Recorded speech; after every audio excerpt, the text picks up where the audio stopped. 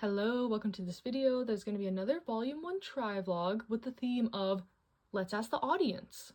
I've done another installment in this format before, so I'll link that up in the card, but I had my followers on Instagram vote from my volume 1 TBR. And I'll, pull from those votes.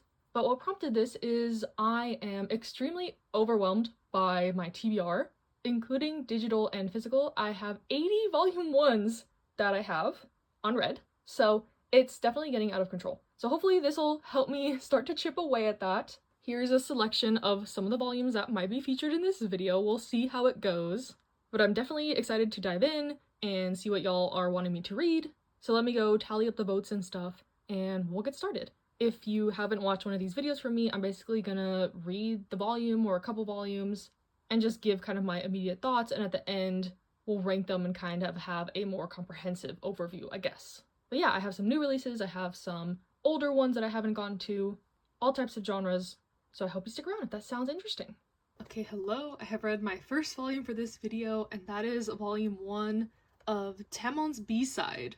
So this one got quite a bit of votes, and I was honestly quite excited because I've been wanting to read this one because I knew it was about idols and idol culture and stuff like that, and as some of you know, I love K-pop, I love idols, so I have kind of a personal connection to these types of stories, and this one is no exception. Our main character is a high school student who is obsessed with this idol named Taemon.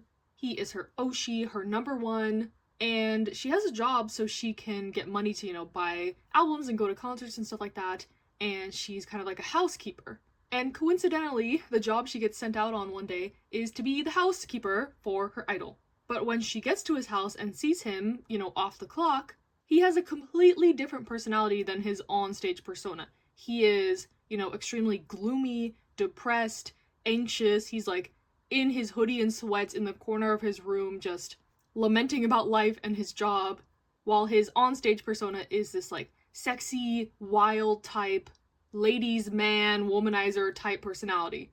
And at first our main character is kind of shocked by this. Like, this is her idol, and this is how he really acts, outside of work. But she kind of takes it upon herself and makes it her mission to kind of help him try to build his confidence up while trying not to act like a crazy fan. Like, obviously this is a unheard of opportunity that could turn out really badly depending on what she does if she takes advantage of the situation. And while a lot of the scenarios are kind of over the top, I think this could be really good depending on the direction it goes in. You kind of already see that the main character has a level of maturity in that she is, this really obsessive fan, but as she connects to, like, the real person, Taemon, and seeing the different sides of him, it's getting a little bit confusing where the line is of, like, idol fan / friend / kind of, employer-employee. So I'm intrigued to see how that kind of pans out. I could see this also getting a little bit repetitive, and, the jokes relying on Taemon's, like, gloominess could be a little much. But I'm curious to see if they explain, like, his backstory, why his personality is the way that he is, why he even went down the career path of being an idol when it doesn't seem like a good fit for him at all. So yeah, I definitely want to continue with this one. I may be a little bit biased because I love, idol stories in general.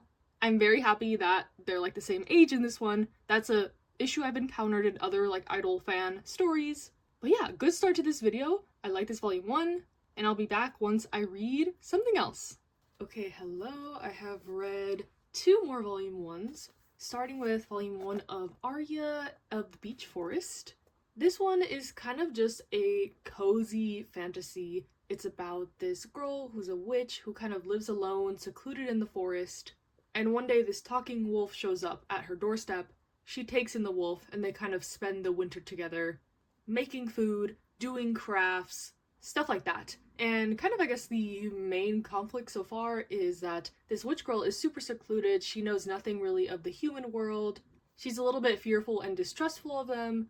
So she's slowly kind of meeting people in the village and stuff like that. So overall, I thought this was cute, but nothing really substantial, honestly. Like, I don't know if I would continue this based on just the cuteness factor.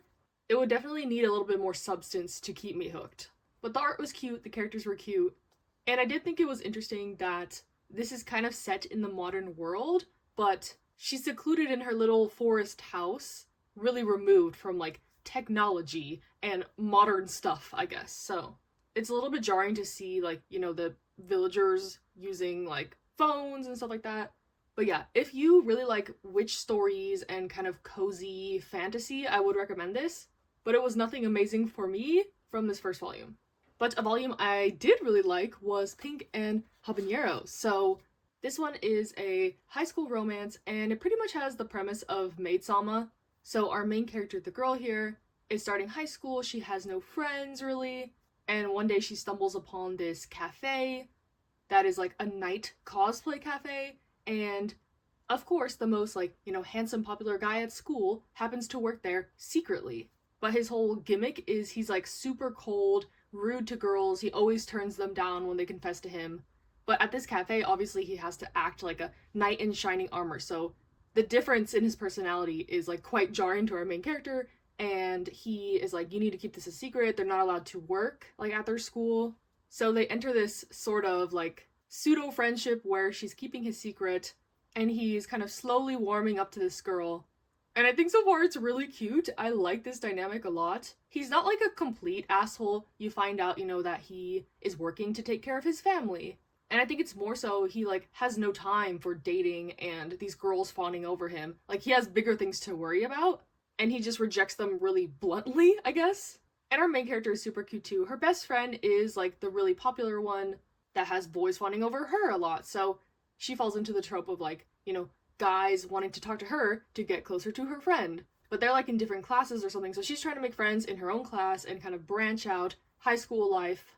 And learning this guy's secret, you know, has opened up more possibilities to her because he has a couple friends that know about his secret, so she's kind of befriending them too. There's one girl in her class who she gets her phone number, so I don't know, I really like this first volume. And there's already a little bit of drama starting, like it seems like someone else found out about his secret and is attempting to blackmail them, so yeah, I predict this will be kind of high school romance shenanigans galore, but I did like this first volume. Hello, I have read the next volume of this video, and this was actually the most voted volume 1 that I read, Hirayasumi. And for a good reason, I think. I really enjoyed this first volume. Peak fiction, dare I say.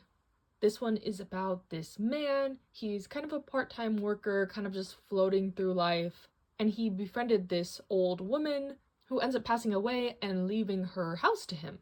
So he moves into this house, and his cousin, who is starting college in Tokyo, ends up joining him in this house. So it's a very slice of life story, just kind of about them and their lives. You get two kind of very different perspectives of a girl just starting college, trying to make friends in college, adjusting to life in the big city, while this man has a little bit of pressure to kind of settle down and get a real job and stuff like that. But I really like his personality, kind of just going with the flow, hanging out, you know, doing what he needs to do to survive, cooking, taking a relaxed approach to life. So I think this one is definitely going to be some type of coming of age. There's some potential romance elements already with our main male character. Apparently he came to Tokyo to become an actor, but he had issues like acting with women, so he's always struggled with kind of romantic relationships. And yeah, I don't know, it was just such a relaxing, nice read. I love slice of life stories. It gives the vibe of like Yotsuba or BL Metamorphosis with the whole old woman character. You get to see kind of flashbacks to her and how this relationship came to be, where, you know, she left this guy her house. One could only dream, to be honest, but that aside, super excited to read more volumes of this one.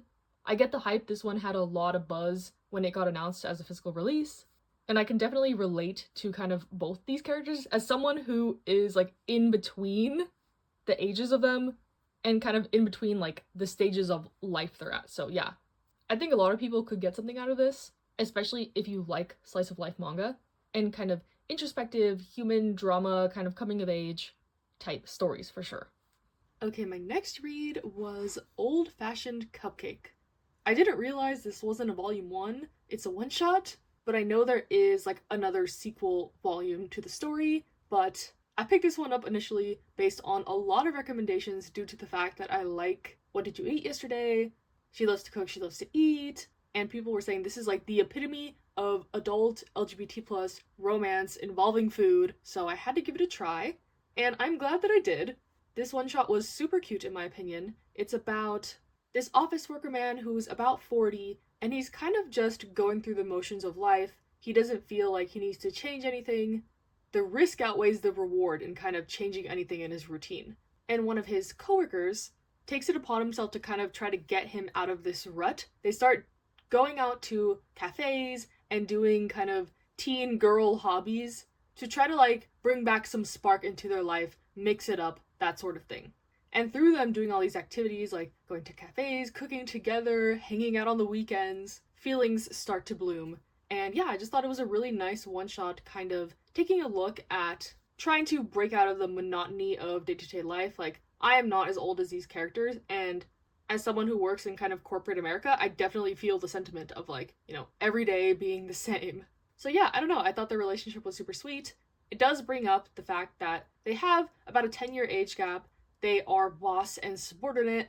The older man character has a lot of insecurity around this, but I think they come to a good understanding in the end. And there is one like explicit sex scene at the very end, which is why there is the explicit content warning. But as someone who doesn't read a lot of explicit material, I thought it was pretty tasteful and it didn't like totally deter me from the volume. So yeah, I recommend if you want a sweet romance involving older characters in the workforce. And I especially liked kind of the older character realizing that, you know, his time's not up yet. He's still young. He still has so many things he can experience.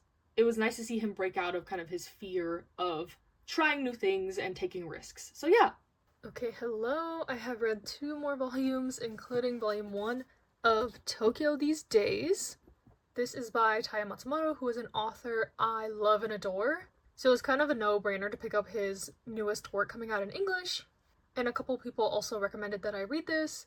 So this one is about a man in his 50s, and he decides to quit his job as a manga editor due to kind of a big mistake he made, and he feels like this is his way of atoning. But it seems like he just can't let go of the manga world. Like, he was working in it for 30 years. He has connections to a lot of mangakas and artists and authors. His old coworkers are still seeking his advice. So he kind of decides to have one last hurrah and try to make a manga with, you know, some artists that he has worked with in the past for the love of manga, I guess. So I feel like this is definitely a love letter to kind of mangakas, the publishing industry. You see a lot of different perspectives from different mangakas. In this first volume, it's explored a little bit about burnout and kind of losing the heart of making manga because, you know, you're pandering to what's popular or what's selling the best. So yeah, I thought this one was really interesting. The kind of publication is gorgeous. I love Taya Matsumoto's art. It's kind of an acquired taste for some people, but I really like it, and I am excited to read more. I think this one's a short one, 4 or 5 volumes, but I would definitely recommend, especially if you already like Taya Matsumoto's style and kind of works. It's a very quiet, introspective, slice-of-life-y vibe, but it always has some like profound underlying message, which is why I like his works a lot. And then I read volume 1 of Kimi ni Todoke Soulmate. So this is the spin-off to Kimi ni Todoke, so I wouldn't recommend this if you haven't read the original series. It follows one of the characters from the original series, and honestly, Kurumi, the main character, is not my favorite from Kimi ni Todoke, so I wasn't jumping at the bit to start this one because I didn't know how I'd feel about her being the main character. And I'm still feeling a little bit of mixed thoughts. I'm really happy to see Sawako and Kazuhaya and, you know, some of the older characters getting a little bit of epilogue vibes for them. They are in college now, and Kurumi and Sawako are close friends, and they're going to the same college and stuff, so they're always hanging out. And Kurumi gets convinced to go to this mixer where they run into Sawako's cousin, so he's the love interest. And from what I know, he is a character in another one of the author's series, but I've heard that you're not missing out on too much context by not reading that before this, but I do think you need to read Kimi ni Todoke before this, because this kind of just drops you right into the story and how Kurumi is as a character, so you would definitely be confused if you hadn't read Kimi ni Todoke beforehand. But yeah, kind of since I don't like her that much as a character, I found it a little hard to get into her romance. The love interest character, he's kind of pushy, and some of the scenarios I didn't find particularly romantic that they get into. They have kind of like a push and pull relationship, and I'll continue. This one's only going to be 3 volumes, but I would like to see more growth from Kurumi especially, because I think the whole premise of her finally coming to accept herself, etc., is a good like message. Now that she's come into her own a little bit and, you know, she's become good friends with Sawako, maybe this is her time to finally shine, be with someone romantically who sees her for who she really is. And yeah, I'm intrigued. I'm just not a big fan of like the characters in this one, but I'm here for the nostalgia of it all, the Kimi ni Todoke of it all, and we'll see how it progresses from here. Okay, hello. I have read 2 more volumes for this video. Sorry for the bad lighting. It's actually nighttime right now, which I usually never film at that time, but I had the urge to read some more volume 1s. Starting with, I read volume 1 of Sand Chronicles. So this is actually the one I think that got the second most amount of votes. And all I knew about this manga going into it was that it's a very sad, classic shoujo series. And from the get-go, that seems to be the case. So this manga is about a girl and her mother moving to her mother's village that she grew up in, kind of a remote town, after her parents have gotten divorced. But it seems like her mother had some really bad memories in this town, which is the reason that she went away to Tokyo as soon as she could.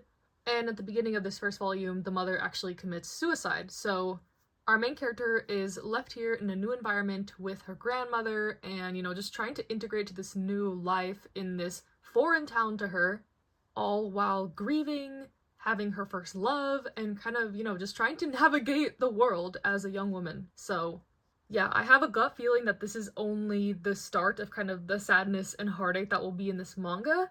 So definitely one I'll have to mentally prepare myself for down the line. I have a couple more volumes, but this is a pretty hard series to collect, so I'd probably have to read it on the Viz app if I wanted to kind of binge through the whole story. But yes, I did enjoy this first volume, gearing up to be a very, you know, sad, bittersweet, potentially story.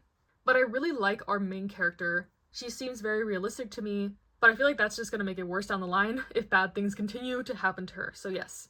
Also, I believe this mangaka passed away recently, so I saw a lot of people revisiting their works, a lot of tribute posts and such, so that made me even more curious to finally start this series that I've had in my collection for a while. But since I knew it handled some heavy topics, I've been a little bit hesitant to start it, but I'm glad that I finally did at y'all's recommendation. And honestly, kind of in a similar vein, I read volume 1 of March Comes In Like a Lion. So this series I had been waiting for to get published physically in English for a long time. I love the anime for it, so I am familiar with the story.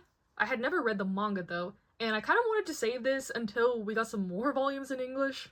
But yeah, March Comes In Like a Lion is about our main character. He is a professional shogi player. He's 17, and shogi is a Japanese game kind of like chess. So he's working as this like professional player at his young age. He doesn't really go to school. He lives on his own. His parents have passed away. So he's living a pretty solitary life, and you can see that this has definitely taken a toll on him. It's not explicitly written out that he has depression, but it's implied. And he ends up meeting these family of girls and kind of befriending them and them kind of becoming his found family. So definitely found family vibes in this one. These girls have lost their mother and they live with their grandfather, and the oldest one kind of provides for them and helps them out. And, you know, it's just a really wholesome story with the underlying, you know, sad things that have happened in this kid's life. And he also hasn't like fully processed the events of his life, even though a lot of things happened in his early childhood. So yeah, definitely another kind of sad, bittersweet story. But him opening up to this family and kind of processing his trauma and moving forward and, you know, learning to enjoy life, that's what this manga is really all about, or at least the anime was, and I'm assuming it's similar. So yeah, I really like this one. I'm not surprised that I liked the manga iteration of it. Patiently awaiting more volumes from Denpa. I have volume 2, which is all that's out, but yeah, I highly recommend March Comes In Like a Lion if you want kind of a more coming-of-age story for sure. It has a little bit of the sports/game aspects with the whole shogi thing, but it's more about this character kind of finding a place to belong, opening himself up to others, facing his past, moving forward from these events, and yeah, just coming into his own. So really happy I finally read the first volume of the manga, even though I had a bit of a bittersweet reading night tonight, but I'm glad I finally got to both of these series. Hello, I have read a couple more volume 1s. Well, technically this isn't just a volume 1, but I read the omnibus for The Magical Girl and the Evil Lieutenant Used to Be Arch Enemies. This is actually a 3-in-1 kind of omnibus one-shot. about, as the title implies, there is this evil lieutenant guy and he works for this organization that is trying to ruin the human world. But his enemy, this magical, cute girl, he finds super hard to just defeat. He falls in love with her at first sight, and this is pretty much just a comedic 4 bite-sized chapter type thing, just about them kind of interacting, him being super flustered by this girl, not being able to, just defeat her or kill her or capture her. Instead, they end up eating desserts together, playing games, hanging out. While she is only a magical girl because she is poor and this is one of her many jobs. So she doesn't take it super seriously, like, I need to defeat this bad guy or whatever. So overall, this was just kind of a cute one about these quote-unquote rivals trying to deny their feelings and do their proper jobs, but it never quite works out. It's just shenanigans. But even though this is kind of supposed to be a lighthearted story, there are some kind of questionable aspects. There's a couple jokes about sexual assault. The magical girl is drawn pretty sexually. There's some fan service, even though it's implied that she's like 15. So I didn't enjoy those aspects very much. And also the ending just stops abruptly. The mangaka actually passed away while writing this, so it never fully completed. So would I say this is worth reading? Honestly, no. It had its cute moments, the art is stunning, but it wasn't like laugh out loud funny. I wasn't super drawn to the characters, and there was just enough kind of stuff about it that I wouldn't feel confident recommending this to someone. And then for the first digital volume 1 for this video, I read volume 1 of We Must Never Fall in Love. So I did include my digital TBR in my list that people could vote from. And I am so sorry to the people that voted for this, but I didn't like this at all. I went into this completely blind, and just immediately the main kind of trope is a big turnoff for me in manga. So essentially we start out with this girl in high school. She gets rejected by her crush. This guy sees her getting rejected and she's so embarrassed, like, oh my gosh, this other guy saw me getting rejected, I look so pathetic, whatever. And it turns out that guy that saw her getting rejected is her new stepbrother. So we just jump right into them kind of trying to cohabitate, but oh no, like, what are these feelings? Why am I blushing? Oh my gosh, he saw me in the bath naked. Oh my gosh, he doesn't have his shirt on. Oh my god, like, I can't. Like, I can't with this, like, step-sibling dynamic. I'm not one for any type of forbidden romance, quote-unquote, tropes, so yeah, this is definitely not for me. I know they literally just met, they're just in this situation, they're basically roommates at this point, but I don't know, I always feel bad for the parents in this situation, but then I don't think this is normal. Like, how is your parent just gonna get married to someone and never introduce them to you, or their child that's the same age as you that's going to go to your same high school? Like, I don't get that whole setup. Like, hey, suddenly this stranger and his dad are living in your house, and they're supposed to be like your stepdad and your stepbrother. Surprise! Like, what is that? Anyways, I'll try not to rant too much because I know people obviously like this manga, but if I would have read like the synopsis before starting this, I probably wouldn't have touched it at all. So I'm not mad, it's good to read what is out there, different strokes for different folks, but, I have a feeling that their relationship is going to progress and they're going to get together. And I think the guy that she confessed to in the very beginning is kind of gonna get involved. There's gonna be a love triangle. And it would have been fine and dandy, except for the whole step-sibling thing. So, yeah. Let's see what else people have recommended to me, and hopefully we can kind of end this off on a better note. Okay, hello, we are back immediately with some redemption. I read volume 1 of Ran the Peerless Beauty, and I love this first volume. I just wanted to talk about it immediately. But yes, this was so cute. It's about this girl named Ran in high school, and she's kind of like this unattainable beauty. Think like Komi from Komi Can't Communicate. Everyone has this image of her being kind of like this stoic, quiet, smart girl. Everyone's too scared to approach her, basically. But there's this one guy in the class that's kind of starting to warm up to her. I guess the setup is a little bit like Kimi ni Todoke as well. Like the really outgoing, popular guy kind of befriending the quiet beauty. She is also in like the gardening club, and she's sent out on an errand to go to this flower shop, and lo and behold, this guy who's kind of becoming friendly with her works at the flower shop. His family owns it. But he doesn't want anyone to know about this because he's gotten teased about it in the past. It's not a very manly kind of profession, I guess. But yeah, this just starts kind of their back and forth relationship, slowly becoming friends and potentially something more. The last chapter of this volume, they go to this like sunflower field, and the art is just so pretty. I love the characters already. I hope this is on K-manga so I can like keep reading. I think this is a completed series. And I think another one of these authors' works is coming out in English, but not this. This just has a digital release. But yeah, I'm so happy that y'all recommended this to me. This one actually got quite a bit of votes, and I can see why. This is like just my type of thing. Cute, wholesome, coming of age. I love the flower aspects. Everything is so pretty, and I really want to continue seeing them kind of bumble around in this love. See our main character get new friends and kind of open up to the class. See our main male lead kind of embrace more of his like family's profession and stuff like that. So yeah, just so cute. I took so many like screenshots of the cuteness. And I think the next clip will be the last, so I'll be back once I read whatever else I read. Okay, hello, I have read the last 2 volumes for this video. So starting with, I read volume 1 of Children of the Whales. This is one I've been meaning to read forever, and I promised someone I would read it in this video, so here we are. I thought this first volume was really interesting. The premise is that there's this kind of society that lives on this thing called the mud whale that is drifting through like a sandy sea. Seems like they're the only people left in civilization, and most of the people on this kind of ship traveling piece of earth have these powers that are dictated by the use of their emotions. So the magic system right off the bat is really interesting. The art is super gorgeous. It reminds me a little bit of Witch Hat Atelier vibes. Our main character is like the historian of this island, so he keeps track of all the records and like what's going on. And when they sail upon like this abandoned kind of island, they find a girl there, and they've never seen like anyone from another like place before. But this girl knows that something's definitely up with this kind of world in general, and at the end of this first volume, tragedy strikes. So definitely gonna be not one for the faint of heart, I don't think. I can only foresee it getting even sadder and more tragic as we go on. But I'm definitely intrigued by this one. I have the first 3 volumes already in my collection, so I'll continue to there and see, like, evaluate how I feel. But the magic system is cool, the art is gorgeous, there's a little bit of mystery. The girl who they meet on the island, she has like no emotions, so it seems like there's gonna be kind of a conflict between like the regulation of emotions and like how you should keep the citizens of your, you know, land as productive members of society, because, you know, too many emotions can cause issues, but then like no emotions just creates heartless robots. So yeah, I thought this one was interesting for sure. And then another volume one I thought was pretty interesting was Last Quarter by Aizawa.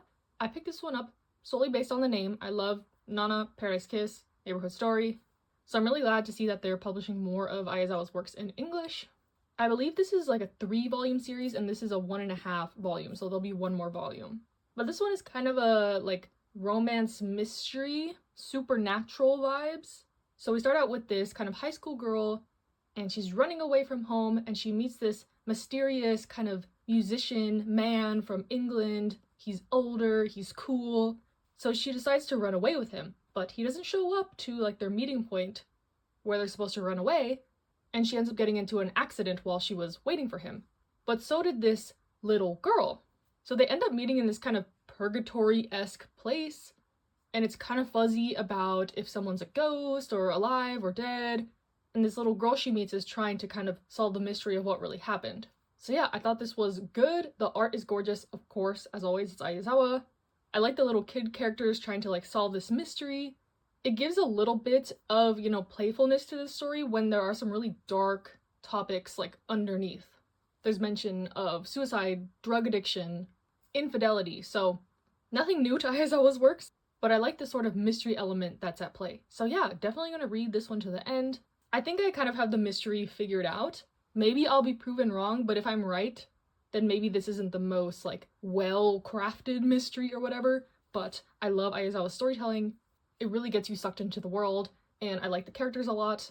And hopefully the ending is not like too sad, maybe more bittersweet, but I guess we'll see once we continue. So yeah, that is all the volumes I've read for this video, so let me just pull them all together and we'll do a little recap. Here they are, plus the digital volumes. Thank you to everyone who participated in the voting for this. My TBR is overwhelming as always, so I'm always happy to let other people pick for me what to read. This video actually took me like a month to read all these from, so my opinions might have changed on some of these after sitting with them for a while. But I do think my favorite volume 1 of the video was Ran the Peerless Beauty. This was just so adorable, high school romance. cute, kind of outgoing male love interest with the kind of more reserved beauty girl. All the elements just worked really well for me, and I can't wait to continue this. Hopefully I can find a way to either bind the digital volumes or K-manga, or maybe they'll print it physically soon, who knows. But I highly recommend this one. Then I really liked Hiroyasumi, this just slice of life, kind of coming of age type story. I love that our main character is kind of an older protagonist. I like the point of view a lot, and I can't wait to buy more volumes of this. Then we have Much Comes In Like a Lion, one I knew I would like, obviously because I like the anime adaptation, but I just relate a lot to the main character. Can't wait to see more of his journey in the manga format. Highly recommend if you like found family tropes, coming of age, a little bit of slice of life, a little bit of a game/sports elements. It's all here. Then I liked Pink and Habanero. This one was another cute high school romance. I liked the added element of kind of the secret job type thing. Just cute, good fun. So what's there not to like? Then I liked Hamon's B-side. I love idol stories in general, so this is right up my alley as well. I like that our idol is, not like his stage persona at all, and that our main character is trying to help him through this while, struggling with the fact that she is still his fan, but like a fan of the persona, and can she become friends with like his off-stage persona? That kind of thing I think is really fun and interesting. And also, this one's getting an anime, and they just released a song for like his fictional band, and it's pretty good. And I'm happy to see that this is getting like promotion like that. So I'll definitely check that out as well as more volumes with this. I think they're up to like volume 4 or 5 in English. Then I would probably rank Sand Chronicles. This first volume, of course, was very sad, bittersweet, but sometimes I am in the mood to read these kinds of stories, and I'll definitely keep it in mind when I'm in one of those moods. Old Fashioned Cupcake was a really cute kind of one-shot that has a sequel that I will definitely read. I am a sucker for these older character LGBT plus food-centered manga, I guess, so this definitely fits that profile. Tokyo These Days, a work from one of my favorite authors. I like the kind of insight into the manga industry, following an older protagonist as well. I found this really insightful and can't wait to read more. I think there's 3 or 4 volumes of this one. Another short series. I also really liked Last Quarter. I'm seeing a trend here that most of these were hits, so again, thank you to everyone for choosing for me. I think this was a good start to a kind of mystery, supernatural story by one of my faves, Aizawa, so I might be a little bit biased in that aspect since it's one of my favorite mangakas like Tokyo These Days, but that's not always the case. I don't always like every work from mangakas I like, so it wasn't a given that I would like this, but I did end up liking this. Children of the Whales was also a really intriguing start. Can't wait to read more of this. Like I said, the art was gorgeous. I liked the concept. There's some mystery going on, kind of some political intrigue as well, potentially. So curious to see what's really going on in this world. Kimi ni Todoke Soulmate. Like I mentioned before, Ran the Peerless Beauty gave me Kimi ni Todoke vibes, and I wish I liked this kind of spin-off more. I don't know, don't get me wrong, I like this first volume, but Kurumi is not my favorite character. I'm not completely sold on her love interest character, Saoko's cousin. I also forgot to mention that their love felt a little bit insta-lovey, and he's kind of just like trying to whittle her down to get, like, to see her true personality come out and her true feelings, and it's a little bit strange to me, so we'll see if it gets fleshed out a little better in the coming volumes. I will continue to read them, even if it's just to see glimpses of like Kazuhaya and Saoko, so yeah, not bad, but not great. Now we're kind of in the middle section. Continuing with Aria of the Beach Forest, there was nothing wrong with this one. I just found it a little meh, a little boring. The art was cute, but I didn't really connect to anything in this story, unfortunately. Same with The Magical Girl and The Evil Lieutenant used to be arch enemies. This one was cute, but nothing amazing, and there was some kind of in poor taste jokes in my opinion. It's unfortunate that the author wasn't able to complete the full story, so it just kind of feels like it's there for what it's worth. I think they actually animated this recently, not like a full anime, but like kind of an OVA, like short episode series. And I think it would be cute in that format since this is like a 4-coma. But yeah, I wonder if they gave it like an original ending or something like that, or it was just more of a slice of life, non-continuous story episodes. I'm not sure. Maybe I'll check it out because the art was gorgeous for this. I wouldn't mind seeing another adaptation, but for the manga, it was kind of just okay for me. And then the worst thing for me in this video was We Must Fall in Love Volume 1. It's just not my thing. If they weren't step-siblings, this would have been perfectly fine and cute and it would have probably ranked in the middle for me somewhere, but I definitely have my manga icks, and this is a big ick for me, so no offense to the people that like this, but it just makes me too uncomfortable. So yeah, that was the video. Let me know what you thought. If you've read any of these volume 1s, if you have any recommendations for me, if you're gonna try out some of these because of me, like maybe you love step-sibling romance and you're gonna go check out We Must Never Fall in Love because I didn't like it. You know, sometimes that happens. So yeah, always fun to do another volume 1 try vlog. Of course, I'll have more of these in the future. It's my tried and true video on this channel. So yeah, stay safe, stay healthy, and I'll see you in the next one.